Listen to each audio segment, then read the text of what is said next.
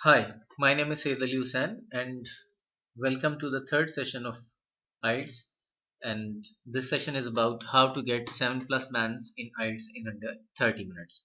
Today we'll be discussing the reading parts of IELTS. Now, the reading part of IELTS is different for the academic and is different for the general. Now, the test duration is same for both, and that is 60 minutes, and it is usually the second part of the IELTS exam. There are three sections. The total questions are 40, with each question carrying 1 marks, and total marks are 40. It is important that you will not get extra time at the end of the exam to fill the answer sheet. So you will have to fill the answer sheet during the 60 minutes of the test.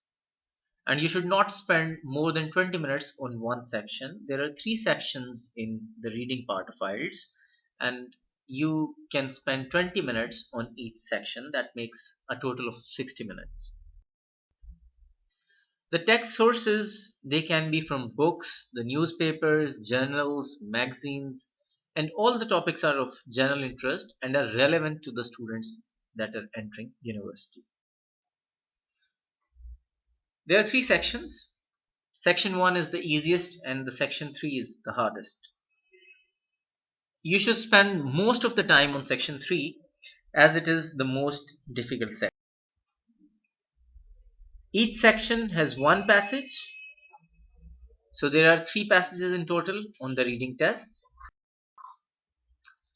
If we talk about the questions, in section 1 you have 13 questions to answer, in section 2 you have 13 questions to answer, while in section 3 you have 14 questions to answer. There are a few tips. Only try to read the title of the passage so that you know that the text is about something, and then you can go and read the questions. Always try to underline keywords in the questions and then scan for the answers in the text. Take each question one at a time, but spend no longer than 15 minutes on each question to ensure that you answer all the questions. Now you should try really hard not to leave any blank answers, as the examiners cannot give you any marks if you don't write anything.